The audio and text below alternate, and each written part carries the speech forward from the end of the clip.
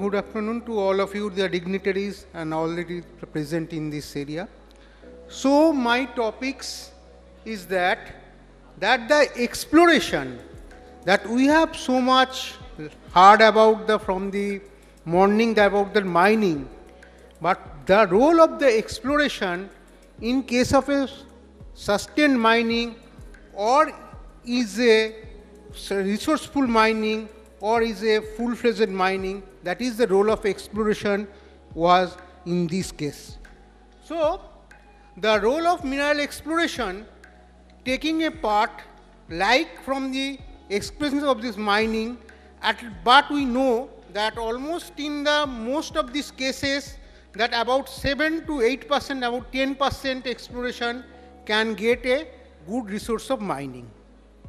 In that earlier stage, that there are lot of exploration prosecution is there, lot of exploration perspective is there, but with the long times that some of this exploration may fruitful in the mining sector, some of this not.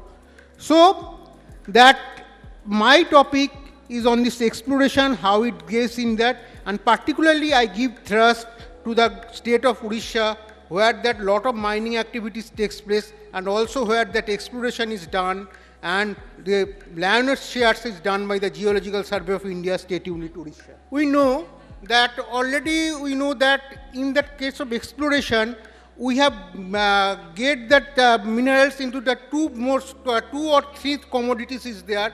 One is the bedded type of deposit, another is the lancewood type of deposit, another is the placer deposit. In the bedded type of deposit, coal, bauxite, limestone, and also in some cases the manganese are there. That thing is that here that exploration is still easier that, and the risk is less, and from this and most of these areas that these are successed into a good mining futures, and the mining generally goes out. Next comes in the lancewood type of deposit and the vein stringers and the lode type of deposit. That in lancewood type of deposit, that is in the main cases is that in the manganese deposit, in that in the Bonai-Kendujhar belt, there are some lancewood bodies are there. While we are exploring this there, in some cases we have get extremely good manganese, about more than 40% manganese is there, but at sometimes they are pinching out and get no manganese. In that veins and lode type of deposit, that is in the gold, that is in case of the platinoid, that is in the case of the other things that rare earth and etc., that the copper also the base metal, that rate of success is generally high risk is there, and rate of success is lesser that compared to the bedded type of deposit. Next slide. So we know that in Odisha, that lion's share of this chromite, nickel, cobalt, bauxite, manganese, and also the titanium bearing magnetite, and we know that in India, that most sillimanite deposit that is in the Sonapar in the Meghalaya has been exhausted, and now the sillimanite we have to depend on the beach sand is there, and in the IRL they produce the beach sand, and also the refractory industries, they have really they are dependent on this beach sand sillimanite for the refractories used in the refractory industries. I have a specialization, I have a doctorate in the refractory industry, refractory and ceramics. So I see this thing from a very close view, that what is the nature of this raw materials thing, the difficulties in the refractories, not only for that sillimanite is also. Another is refractories, main thing is that this is a magnesite that which is used as a chief raw material, used as a refractories in the iron and steel and the blast furnace. Now we have also see that there are substitute is coming up, that is the olivine. That olivine, that dunite is there. Dunite is a material which is associated with the chromiferous deposit and is a byproduct, but this dunite has several advantages over the olivine in that refractories industries, because it has a no sintering cost, it has a high corrodibility point, it has a high melting point, and no preheat industries are there. So that dunite can be easily get used in place of olefin. Next. So in that Odisha, there are several blocks are there, several areas are there where we concentrated about our exploration, and for that mineral industries that in that from this northeastern part of this Odisha, in that in the Madnasai and Keshwarpur deposit, that it is the, I think this is the credit of the GSI to take Odisha into the base metal map of India. And in the last few years, 3-4 years, we have augmented more than 42 million tons of base metal in that Odisha. And with the, not only that of the base metal, here that this is associated with the significant amount of nickel and cobalt, and some areas also that nickel is substantiate is there, and we also augmented more than 2 million ton of nickel ore in that Odisha. And here also it is associated with gold, cobalt, silver and nickel. Another areas is there for the base metal. It is in the Eastern Ghat area, in the Adas and Ampuli sector, where we have get the copper, gold, silver and also the graphite. And here in this case, that one thing is you have to stand in the mind, that is the dual mineral policy. That if you sustain for mining for a mineral, sometimes we get that another minerals come which is also the economic in nature. In last cases also in that recent exploring area in the Uchapulli, Thakurpulli and Dandapani, we have get substantiate amount of graphite, and sometimes the graphite exceeds manganese, and sometimes graphite is extremely associated with that manganese. So this we that also in that iron, in that aluminum industries and the other industries, that led to a lot of titanium, vanadium and gallium is there associated with that iron bauxite industry. And recently in the Jammu and Kashmir, that lithium has taken into the pictures, and that lithium is also associated with the high silica bauxite deposit.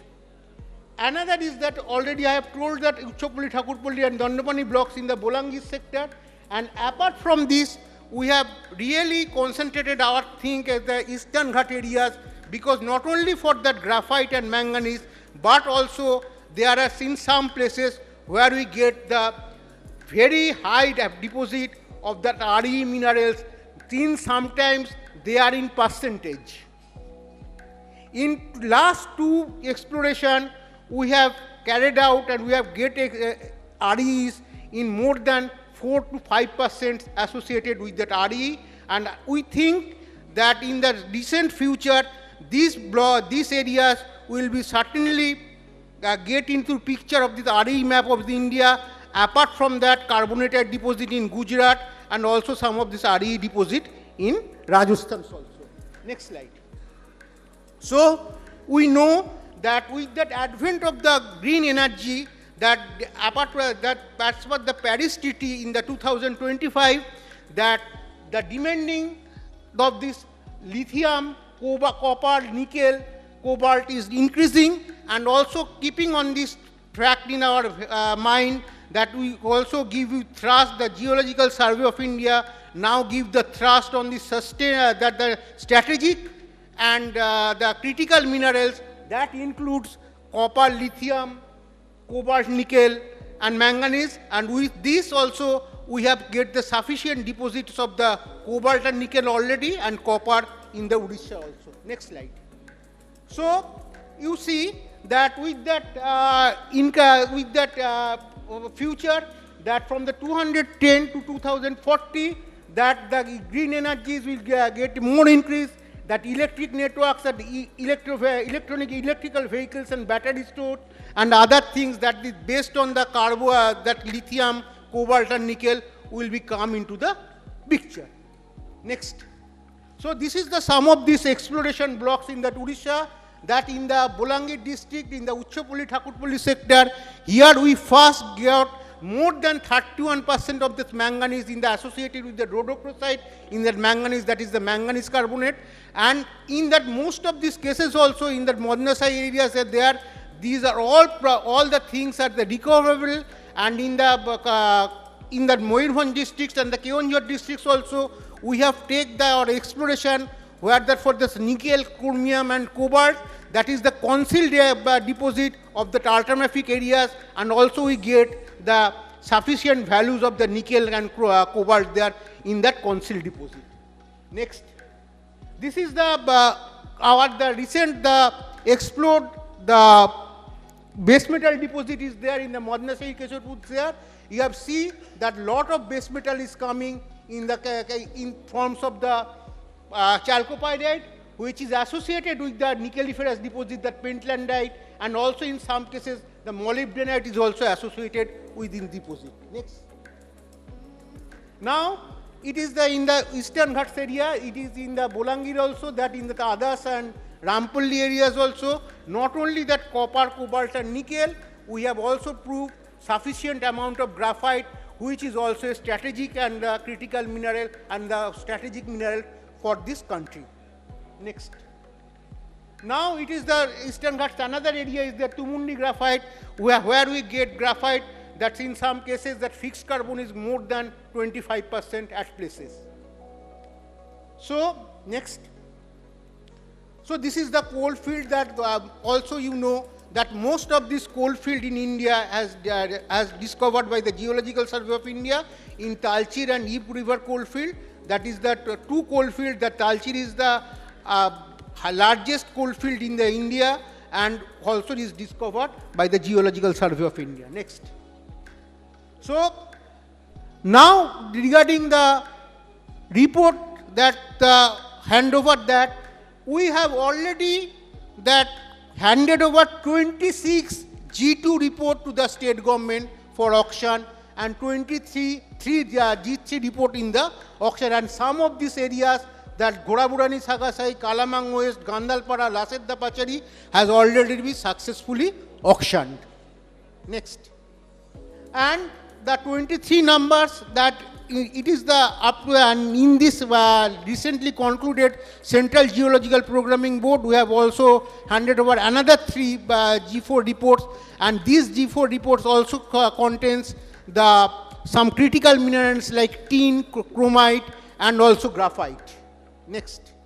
So with this thing in that our pictures that we have given priorities to the particularly that fertilizer minerals and the critical minerals and the strategic minerals in Odisha also, and we got some areas where we have not earlier think that there is a tendency of getting the critical minerals, such as the example in the Talcher coal field also we have taken in this year one RE exploration program where that we get a very high percentage of RE there, and we think that also that in this area we will also get the picture in that RE map of India.